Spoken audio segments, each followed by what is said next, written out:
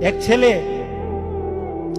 তার বাবার কাছে সাইকেল চায়, তার বাবার কাছে সাইকেল চায়, বাবা আমাকে একটা সাইকেল দাও। বাবা ছিল স্কুল মাস্টার, তো বাবা স্কুল মাস্টার, তার বেতন কি, সে কিভাবে সাইকেল কিনে দিবে? কিনে দেয় না। ছেলেও নাসুর বান্দা, সাইকেল চাই কিনে দেয় না, সাইকেল চাই কিনে দেয় না।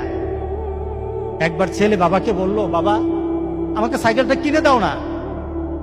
বাবা রাগ করলেন, রাগ কিয়ে বললেন, আরেকবার সাইকেল চাইবি তাহলে পিটামো, তুই আমাকে বিরক্ত করতেছিস। কি বলেন, আমরা বিরক্ত হই না মাঝে মাঝে? সন্তান যদি বেশি আমার ক্ষমতার বাইরে যদি সন্তান কিছু চায় তাহলে আমরা বিরক্ত হয়ে যাই। আরেকবার চাইবি তাহলে পিটা দেবো, তাহলে মাইক দেবো তো, তুই আমাকে বিরক্ত করতেছিস। সন্তান বারবার চাওয়ার কারণে বাবা বিরক্ত হয়ে গেল। সন্তান কিন্তু রাসূলবদ্ধ। সন্তান বাবার দিকে তাকিয়ে করুণ সুরে কাঁদতে কাঁদতে বলল, বাবা তুমি কি মারবা? তুমি ছাড়া আমি কার কাছে চাইবো বলো? তুমি ছাড়া তো আমার আর চাওয়ার জায়গা নাই। তুমি আমার আব্বা, এছাড়া আমি কার কাছে চাইবো? দেওয়ার ক্ষমতাও যদি তোমার থাকে তোমার কাছে চাইবো, না চাইলে তুইও তোমার কাছে চাইবো। আমি কার কাছে চাইবো বলো?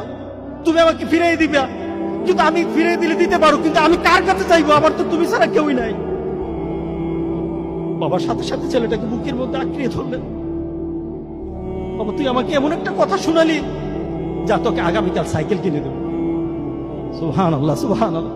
তার মানে কি, ছেলে তার বাবার হৃদয়ে টাচ করেছে।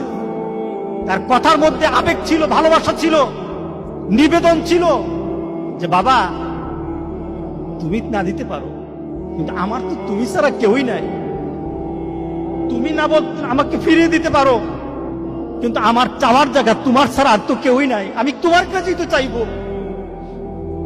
আমরা যদি মাবুদের দরবারে, আল্লাহর দরবারে এভাবে চাইতে পারতাম, যেই মাবুদ দিতেই পারে, দিতেই পারে, দিতেই পারে, একমাত্র যিনি দিতেই পারে, তার কাছে ওই আবেগ দিয়ে যদি চাইতে পারতাম, কোনদিন কোন জিনিস আমাদেরকে ফিরিয়ে দিতেন না, কোনদিন ফিরিয়ে দিতেন না। আমরা চাইতেই পারি না, আমরা ওইভাবে আল্লাহর দরবারে চাচ্ছি না। আমরা যদি চাইতে পারতাম, তাহলে পৃথিবীতে আমাদের এই তো বিপদ থাকতো না।